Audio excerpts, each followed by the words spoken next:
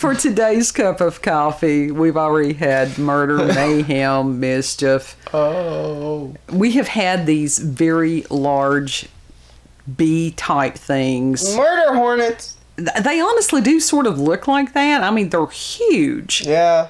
And we've had temps in the 40s past several nights. They should be in hibernation right now. And no. And so it's like kid had thought he had killed it. Twice.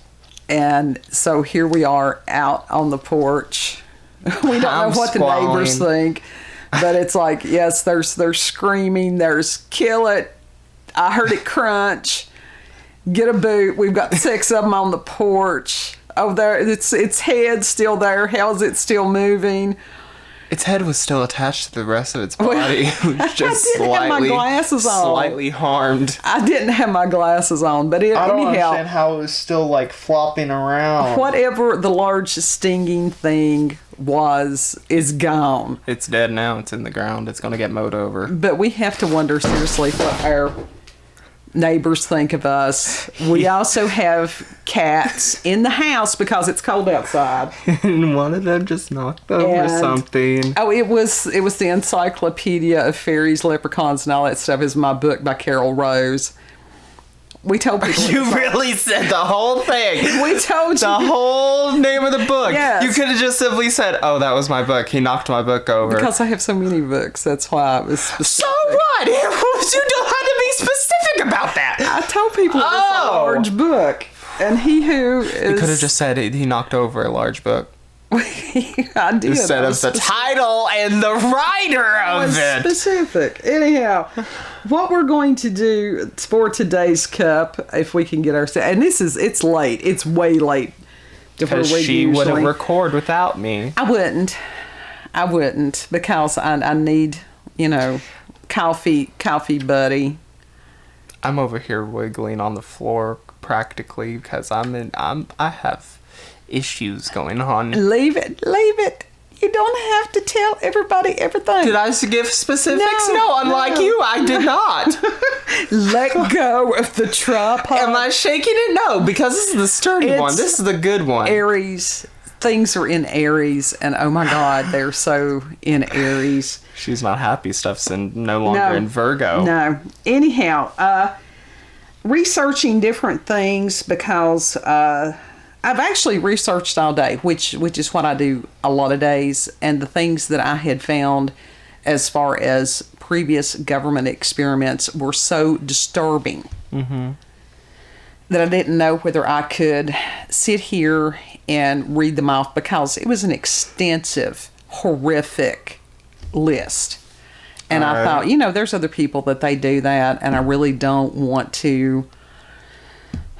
There's enough strife in the world without me adding to. Yeah. So I left it, but it left its impression on me for the rest of the day. Just watch QVC, then there's no drama, no frustration. That does frustrate me because then they show things and I don't have the monies to buy the things. So what? You can window shop. I don't window shop. Are you kidding? I'm a Leo. I don't window shop. Well, fuck. That takes half the fun away from it. I can sit here and window shop, online. The lockdown thing doesn't bother me. I like to see the stupid stuff that they sell on QVC. I've seen enough stupid. I want to see something other than stupid, which is why I research. They were basically selling a Thneed the other day. Yeah. Which was cool. People will buy damn near anything. Seriously. What's a Thneed? It's something that you need. Well, that you think you need. That you will go out and spend monies. It can be anything. And then you'll come in and play with the Thneed for about 15 minutes and then throw it in a pile and then eventually take it to Goodwill where somebody else can buy it for a nickel.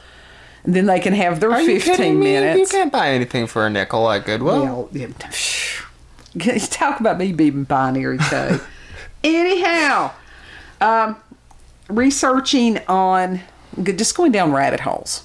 And one of the things was we were talking about, I was listening to an audiobook, Clive Barker. I think I'm up to book 5 of the Books of Blood. And one of the stories, and I'm like, this is the basis of the movie Candyman. Yeah. And actually it was one of the short stories that he had written that eventually someone did take and make the movie Candyman. So that was pretty cool.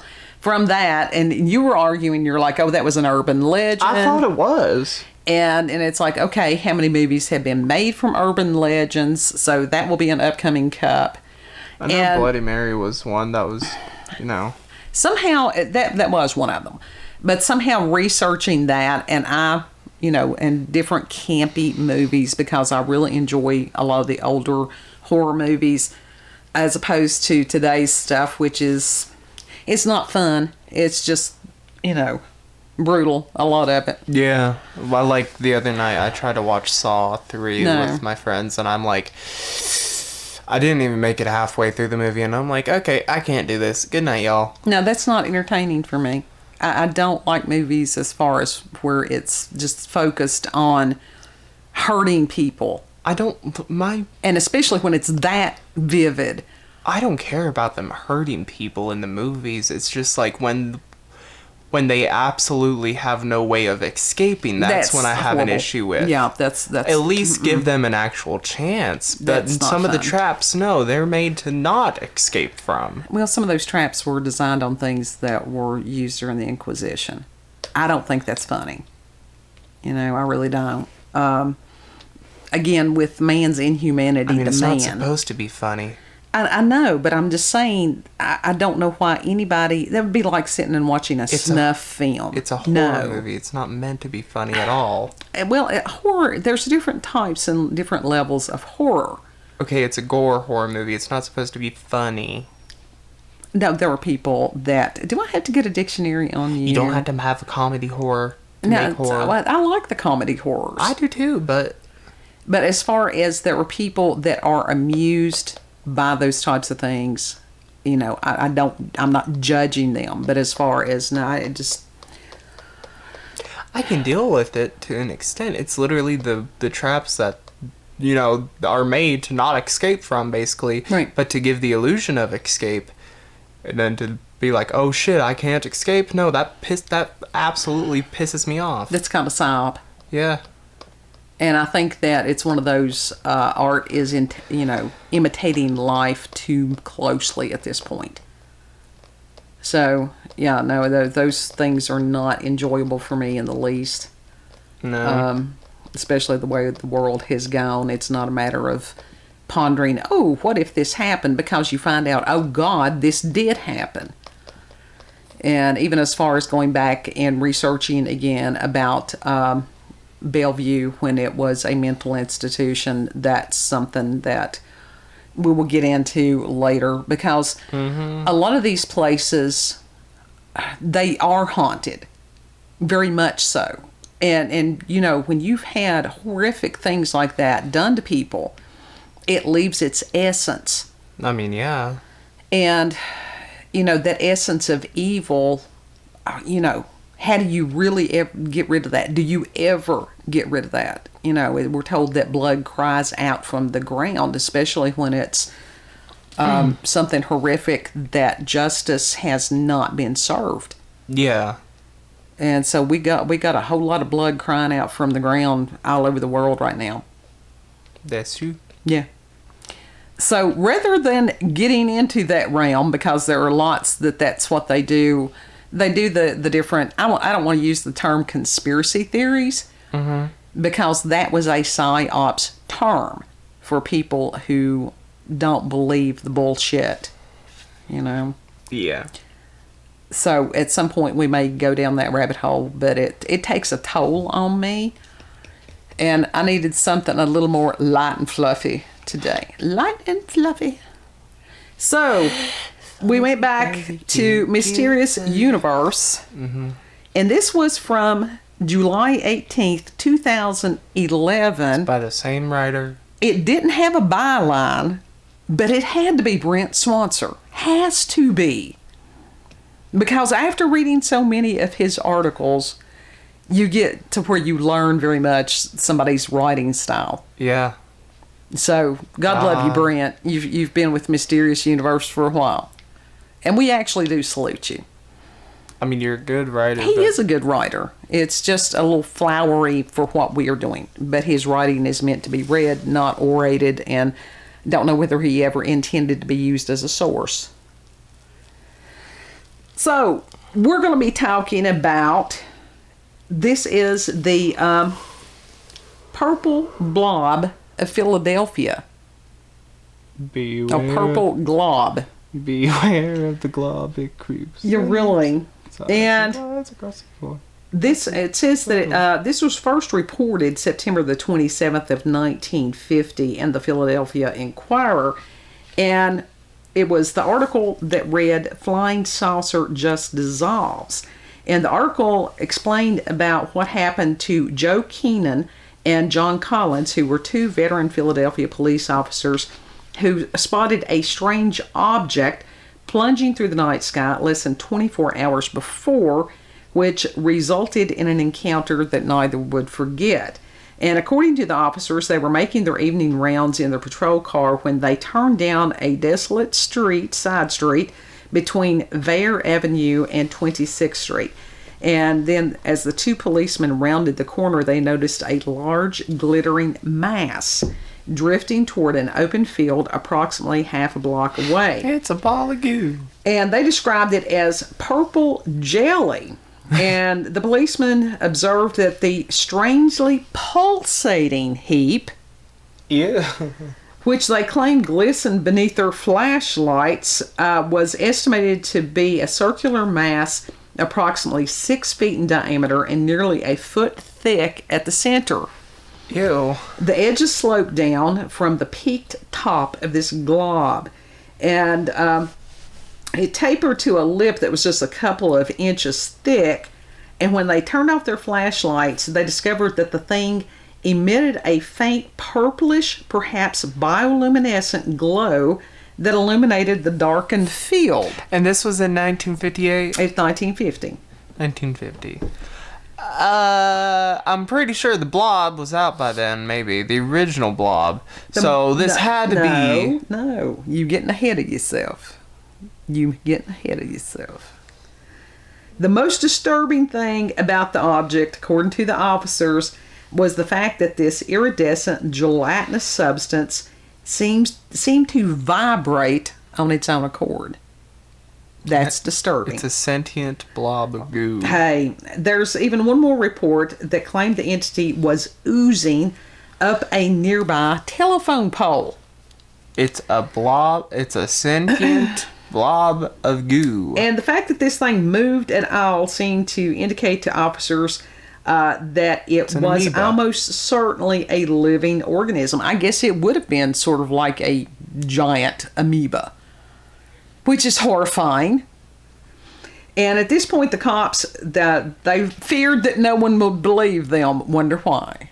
Did one of them get up to it and get eaten? No, they actually radioed for backup, and within minutes, Patrolman James Cooper and Sergeant Joe Cook arrived on the scene, and that at least they got to see the glob.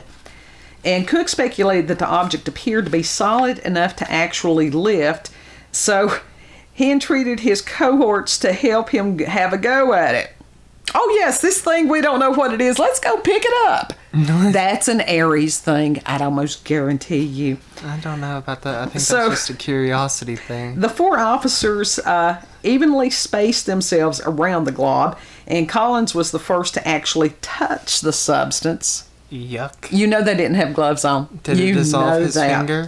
And he found that the seemingly solid object instantly broke apart in his hands, and tiny pieces of the glob remained attached to his hands and fingers, but within seconds they evaporated, leaving nothing but a residue of odorless scum on his skin. That's disgusting. It is disgusting. It's like, why do I keep thinking of Slug Trail?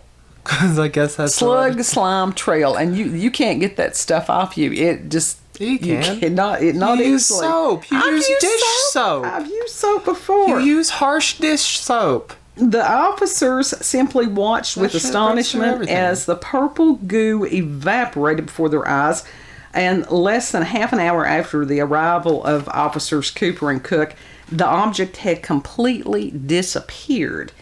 And the following day, when the police officers addressed a group of news folks regarding the bizarre encounter, the men made it abundantly clear that they believed that the Glob was indeed a living creature.